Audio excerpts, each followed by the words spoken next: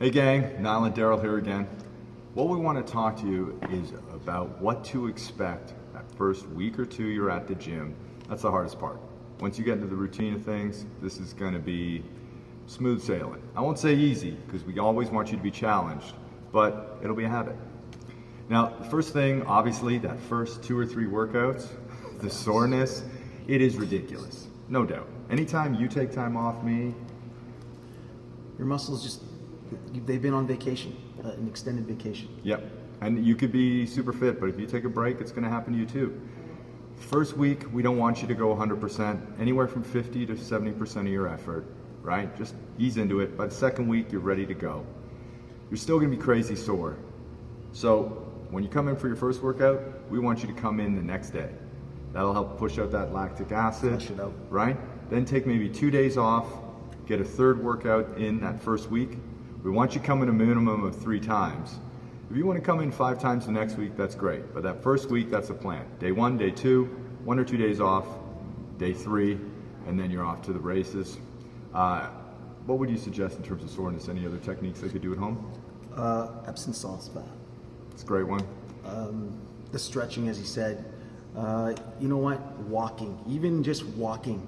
Yeah. Like it's not big cardio, but just walking because it just sort of moves things around. Yeah, the blood gets around. the blood moving.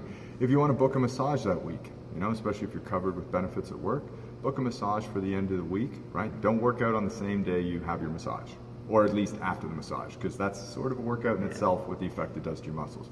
We'll just have a plan for that week, okay? So the next thing is the challenge of committing to a diet or a food plan. I don't even like to say diet. What we find is this is a really, tough thing for some people because they've been living randomly, and when you live randomly, you get random results. So committing to a food plan where you're actually accountable to it, because we're going to look at it. We'd like you to record it. We lay it all out for you, but like I said, if you want real results, you have to have a plan. True enough. Okay, so we're going to talk about just the 3 biggest mistakes we see with food. All right, this is something you can start today. So even if you're not following the meal plan, you're like, I'm going to wait until Monday or whatever, you can start doing this today. And if you go off a meal plan, you can just keep these habits, they will save you. All right. First of all, people eat way too little protein. Now, research shows that high protein diets help get you lean. Even if you're not doing everything else, high protein diets get you lean. Just eating protein, digesting it, burns a ton of calories. It's very thermogenic. So, how much protein? About 1 gram per pound of body weight. So if you weigh 150 pounds, you should be having about 150 grams. Now that's a lot of protein. If you're not used to measuring.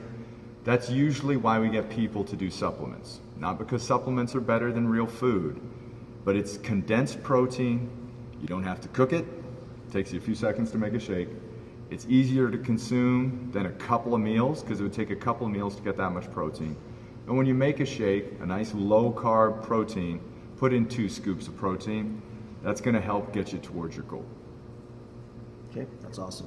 Now, the other thing we see people have a challenge with is water. And not just water in your coffee, guys, or your tea. You probably should be having about 2 to 3 liters of water a day. Now that you're exercising, it probably should be on the higher end of 3 to 4 liters a day. And you don't want to chug it, okay? Because if you chug it, you're going to be going to the washroom every 5 minutes. So you want to be sipping water all day. So it's a gradual thing, and you're not overdoing it on your bladder. Your body's made up about 80% water. When you start drinking enough water, it helps flush things out. It helps that feeling of you're not really hungry. You're dehydrated. So if you're dehydrated, your organs are going to be taxed. Yeah. So this is one of the most crucial thing that you should be doing. Increase your water. I've seen this with people where they just increase their water and cut out sugar, and they start dropping pounds without even working out. Yeah, water's a huge one. I'll give you one here. So usually around 2:33, when you're like at work and you're like it's time for a coffee break because your energy is waning. The truth is that is usually a little bit of dehydration. Now, I'm not saying you can't have a coffee. You can have coffee, right? But have 2 pints of water. watch what that does to your energy. Your energy will come back.